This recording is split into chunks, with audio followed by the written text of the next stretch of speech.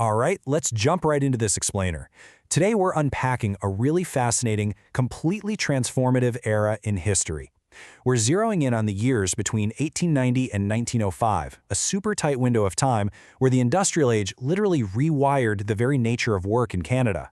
So think of this as a tutorial on how a nation of cooperative farmers rapidly flipped the script to become a nation of factory workers, and what that massive, ground-shaking shift actually meant for the everyday people living through it. Here's our roadmap for the tutorial today.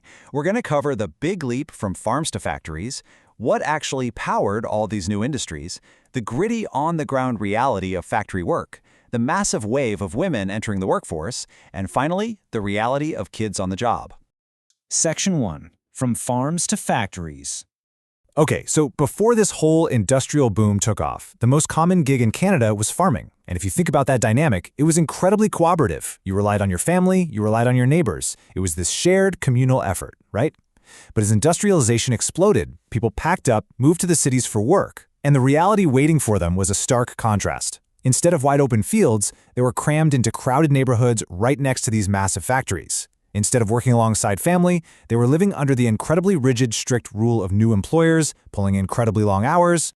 Just look at this shot of Griffintown, a major factory district in Montreal from 1896. Notice the sheer density here? The housing is completely interwoven with those massive industrial smokestacks. This was the brand new reality for working-class families and new immigrants. You didn't just work in the factory, you lived right in its shadow, breathing in the smoke, completely enveloped by the industrial machine. Section 2. Powering the new industries. So you might be wondering, what actually fueled all this massive urban density? Well, before the 1880s, Canadian industry was leaning heavily on expensive steam engines fueled by gas, coal, and wood, which was getting pretty scarce. But then, electricity enters the chat. It was a total game changer. By the 1880s, cities are swapping out gas lights for electric ones. Come the 1890s, electric streetcars are taking over the streets in Toronto, Montreal, and Ottawa. Factories rapidly switched over to electric power too, but because private companies had a monopoly on it, it was really expensive. Businesses started demanding cheaper power to keep their profits up, which eventually led to the creation of the Hydroelectric Power Commission of Ontario, what we know as Ontario Hydro, in 1906, specifically designed to sell electricity right at the cost of production. And how do they generate all this cheap juice? By harnessing the incredible force of moving water. Take the Chaudière Falls Hydroelectric Station on the Ottawa River, for instance. It's been operating since 1891. Facilities like this allowed cities to absolutely boom. But, it also created a huge new vulnerability. Suddenly, these massive factories and the thousands of people working inside them became totally 100% dependent on a steady, uninterrupted flow of electricity just to survive. Section 3. The reality of factory work. Now let's look at the gritty and honestly super dangerous reality of what these fast-moving workspaces meant for the actual human beings inside them. It's crucial to remember that back then, safety was pretty much an afterthought. Check out the absolute devastation in this photo. These are workers cleaning up after the Great Toronto Fire of 1904. It's widely suspected that a faulty stove or some electrical issue sparked it in a downtown factory, and it spread with terrifying speed. Over 100 buildings were completely destroyed, mostly factories and warehouses. Literally, in the blink of an eye, at least 5,000 people lost their jobs. Physical and economic danger was just lurking everywhere. And honestly, if you want a clear picture of the terrifying lack of safety protocols inside those surviving buildings, this is it. These are verbatim notes from an 1899 Ontario factory inspector report. Reaching under a table and getting an arm cut off by a saw. A worker severely burned after stumbling into molten iron. Fatal falls down open elevator shafts. People getting caught up in high-speed belts, dying hours later. Fatal falls directly onto moving circular saws. It's horrifying. The machinery was fast, the parts were completely exposed, and it was entirely unforgiving. But the cruelty wasn't just coming from the machines. It was deeply human too. Let's put a face to these grim statistics. Listen to this quote from an 1889 interview with Stanislas Goyette. He was a 20-year-old Montreal cigar maker looking back at his time as a 14-year-old apprentice. He describes being literally beaten by his foreman with whatever tool the guy happened to have in his hand. And the reason? Simply because the young boy refused to work unpaid overtime. Factory workers were living under the absolute and quite frankly violent rule of their employers. Section 4. Women entering the workforce. Okay, so these harsh environments completely changed the demographic makeup of who was actually earning a wage in Canada. Take a quick look at the body language and the rigid structure in these two images. On the left, Bell telephone operators in 1886. On the right, the McKim Advertising Agency in 1903. Historically, women worked tirelessly in the home, right? Raising kids, preparing food, making clothes, all absolutely crucial work, but all completely unpaid.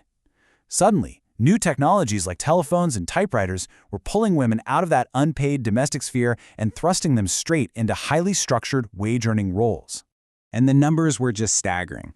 Whether they were taking jobs as domestic servants, which, by the way, accounted for about 40% of women working outside the home, or stepping into modern offices as secretaries, or taking on those grueling, fast-paced assembly line jobs, women became a massive pillar of this new economy.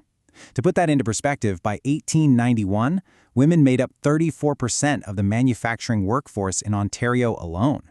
But we definitely have to ask why they were being hired in such high numbers, because it reveals a whole lot about the management dynamics of the time. Fun fact, the Bell Telephone Company originally hired young boys as operators, but quickly found they lacked patience and, believe it or not, were prone to wrestling on the job, so they switched to women. The general manager at the time, C.F. Seiss, literally said in 1887, the young women would be directly under the company's control. Control. That's the key word there. These female operators were pulling grueling 12 to 16-hour shifts for a measly $8 a month. They were hired because they were seen as compliant and, crucially, way cheaper to employ. Section 5. Children in the workplace. So let's talk about the true cost of cheap labor. Factory owners were constantly optimizing for the cheapest bodies available. Think about it. Industrialization brought machines to do the heavy lifting and the complex crafting. The machine effectively held the skill. Because of that, factories just needed warm, cheap bodies to operate them. Enter the unskilled worker. And if you are an employer looking for the absolute most affordable, untrained labor on the market, well, kids fit that bill perfectly. To really understand history, you always got to follow the money. Look at this massive wage cap from Montreal in 1897. The average weekly wage for a grown man was $8.25. For a woman doing essentially the exact same work, it plummeted to $4.50. And for a young boy, a mere $3 a week. From a factory owner's perspective, why on earth pay a man over $8 when you could hire 2 children for less and get the exact same output from the machine? The visual evidence of this is just super sobering. Notice the sheer number of really young kids in this crowd. This is outside the Tuckett Tobacco Company in Hamilton, Ontario, back in 1900. It's incredibly jarring to realize how common it was for the youth of Canada to literally bear the brunt of the industrial boom, working endlessly long hours in those highly dangerous, exposed belt factories we talked about earlier. Thankfully, this grim reality eventually sparked a major societal backlash. As the new century approached, people finally started questioning this blatant exploitation. The 1882 Royal Commission on Mills and Factories investigated the situation and fiercely condemned the heavy, unnatural strain being placed on young children. And that backlash led to real change and stricter laws. You can literally see the steady decline here. By the turn of the century, child labor in Ontario's sawmills dropped from over 1,300 kids in 1891 down to 425 just a decade later. In printing presses, it dropped from 512 to 371.